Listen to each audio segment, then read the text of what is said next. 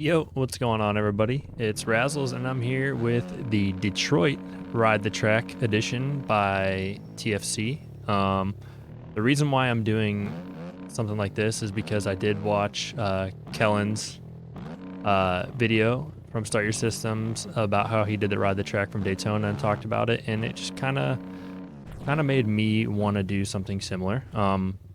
I was at Detroit, and I was also at Daytona as well. But I went to Detroit, and we had some crazy racing. So, kind of wanted to just talk about it, ride the track version at the same time. Haven't rode this yet. Don't know if it rides how it did in real life, but I'm sure it's pretty similar. This split lane right there is.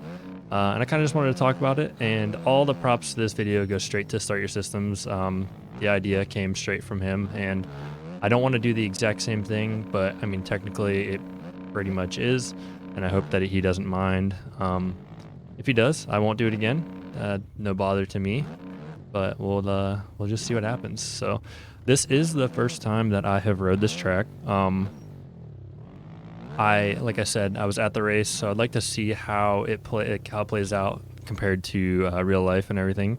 But man, that was some crazy racing. I waited a couple days to post this. Okay, so that is awkwardly shaped triple out right there. But I'm gonna wait a couple. I waited a couple days to make this video just so that way it would give everybody time to watch the race, so I didn't spoil anything. And if you didn't watch it, you should probably click off because there's a lot to spoil, and you should probably go watch the race first. But I think we should just kind of start off so Kellen usually starts off with the biggest news. I'm gonna talk more or less about Jet Lawrence to start off. I mean, everybody knows that the kid's fast and everything, but we got there and we were watching free practice, and I was hanging out with a couple buddies of mine that went, and it's actually insane how much more time he makes up than everybody else in the whoops. And what I mean by that is he was faster than even Malcolm Stewart through the whoops.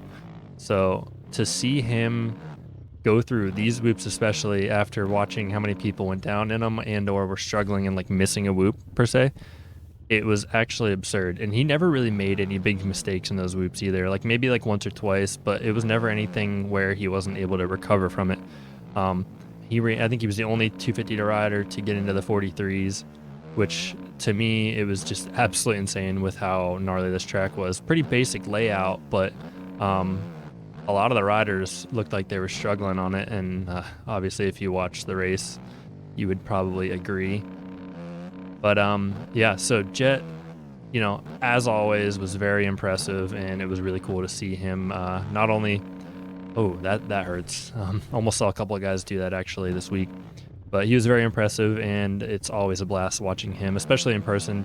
It just looks like he's not even trying. It's very reminiscent of his teammates Ken Roxon and Chase Sexton, where they just don't look like they're really trying, and they're just flying. I would say more Chase Sexton now than anything, with the way they both ride so straight up. But overall, it was very impressive. And I also thought that Pierce Brown put on a really good ride. I knew McAdoo was going to be strong. Wasn't sure how strong, though, because of his knee.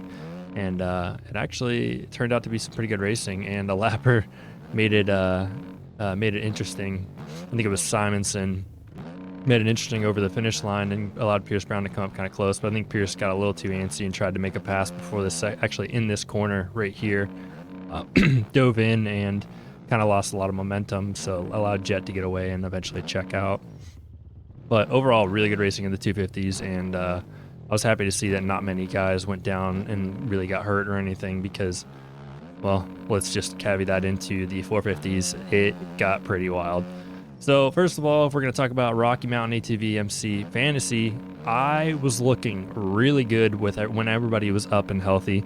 Pretty much the only person I didn't have right was Tomac, because I thought, maybe with his heat race, and, well, I mean, obviously this is, before, I had to submit the picks before the heat race and everything, so I had no idea, but his heat race and everything, I was feeling pretty confident with my picks, and he comes out and does what I thought nobody would be able to do this year, and pretty much passes all the top guys, picks every single one of them off, and eventually checks out. It was actually really impressive, and it's probably the best I've ever seen Tomac ride this season at least. And I thought Daytona was good. You know, he put on a good charge for Webb and was pacing him pretty well. But this week he looked absolutely dominant, and I don't think anybody had anything for him unless Malcolm Stewart got the whole shot. But even then, I don't know if they're holding Tomac off with the way he rode. So, yeah. So let's get into the big story, I guess, of Detroit is the Cooper Webb and Chase Sexton incident. So I was sitting, actually, I will pull over. So if you go straight in front of me right here where G-Dub MX is, straight in front of my helmet, I was sitting about 6 rows up from where they stopped, you know, where they put the banners over the front few seats, and was right here to watch all that unfold. And you saw how Cooper Webb came in and tried to triple in right here, but he came up extremely short, eventually leading to Chase Sexton, you know, not being able to move out of the way or move from hitting Webb, I guess, and landed on his hand and head and pretty much everything else, causing them both to go down. And what looks to me is it kind of looked like Webb was nursing his hand. I don't think it was his wrist. I think it was his actual hand. So maybe like a broken metacarpal or something. I believe that's the right terminology. That could eventually cost him, you know, a couple races. He said on a post that he was going to make it back for Indy, but I think he hasn't been checked out yet, so he doesn't really know. But at the same time, it's Cooper Webb, guys. The dude is gnarly. He literally rode around for like 4 more laps with one hand, and tried to just salvage some points, and it was actually really impressive. And you know, I've always been a Cooper Webb fan, but right there it kind of reassured me as to why I've liked Cooper, because he has that just championship mindset, and he wanted all the points possible, and it shows how bad that he wanted it, you know. As for Chase Sexton, obviously he got pretty banged up, and it looked like he should have been hurt more than he was. I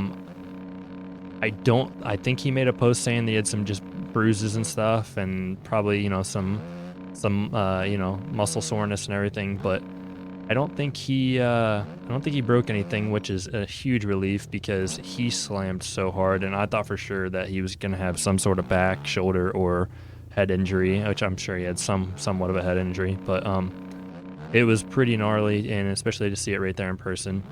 But one thing I wanted to note, though, is that how it turned from one of the greatest races of the season, probably was the greatest race of the season, to being just very tame at the end, because all in the same lap, Jason Anderson slid out and probably gave himself a concussion after the finish line.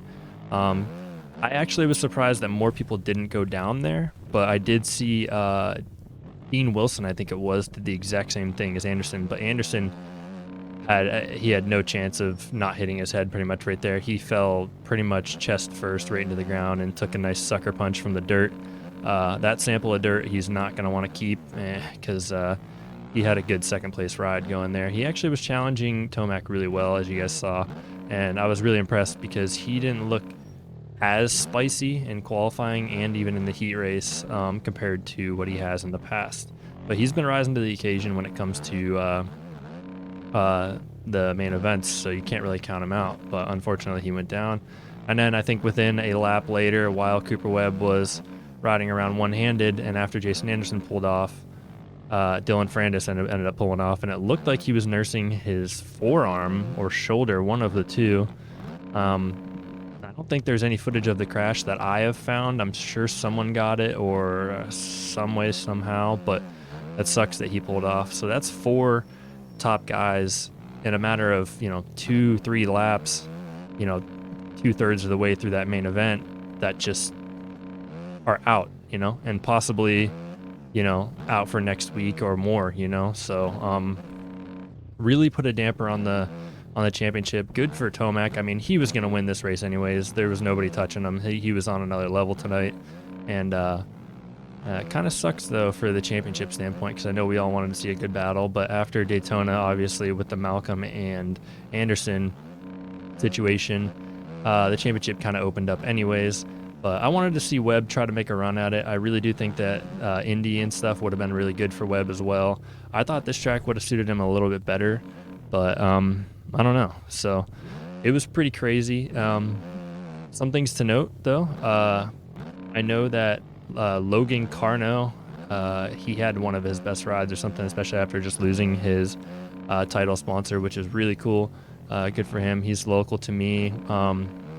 Bunch of buddies that are really close with him and everything. And then a good friend of mine, Jeremy Hand, actually qualified straight in. I think he had a little bit of a rough go in the main event, but still salvaged to get in. I think he got like P17 overall, so that's pretty good.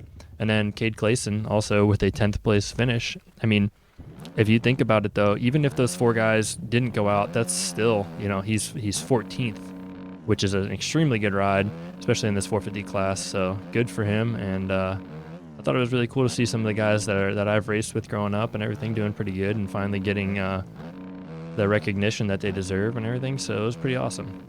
Overall, Detroit was an extremely fun race to be at. The crowd was nuts. The opening ceremony was really cool. Everybody was really involved, and it seemed like the racing kind of picked it up and followed the energy that the crowd was bringing. So it was super cool. And that was my first time there, and I would like to definitely go back in the future. So I don't know if you guys live anywhere within 4 or 5 hours of Detroit next year, you should definitely go because it was worth it, and I definitely recommend it. But let's talk about this track though real quick.